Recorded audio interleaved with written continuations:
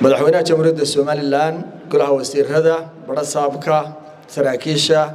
ganacsatada gudida iyo dhammaan marti sharafta assalaamu calaykum waraxmatullaahi wabarakaatu anigoo ku hadlaya afka ganacsatada waaweyn waxaan aad run ahaantii sharaf noo ah inaanu maanta ka soo qayb galno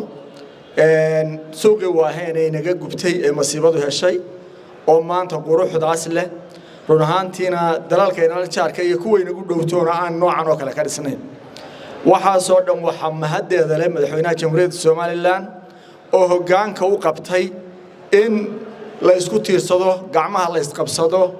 dhammaan dadku ka wada qayb qaato Soomaali oo dhan inagu dayato sharafta waxa leh madaxweynaha jamhuuriyadda Soomaaliland ganacsatada hadaan nahay run ahaantii aad baan ugu faraxsanahay in ganacsatadii aanu annaga macmiilka nala ahayd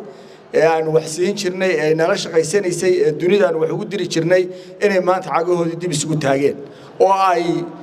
ku shaqaysanayaan wax markii hore ay ku shaqaysanayeen wax ka qurux badan taana waxa sabab u ah madaxweynaha jamhuuriyadda Soomaaliland gudidii ka shaqaysay injineeradii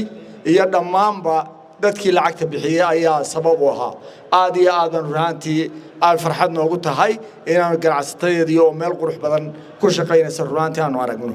waxa kale oo run ahaantii si halkan ba laga sheegay la casriyeeyay leydhka la geliyay daaraha la geliyay waxa la geliyay underground waxa la geliyay drainage baa loo sameeyay haddii imanka loo baahdo in wax la bedelo meelo yar yar oo easy oo laga furayo ayaa jira oo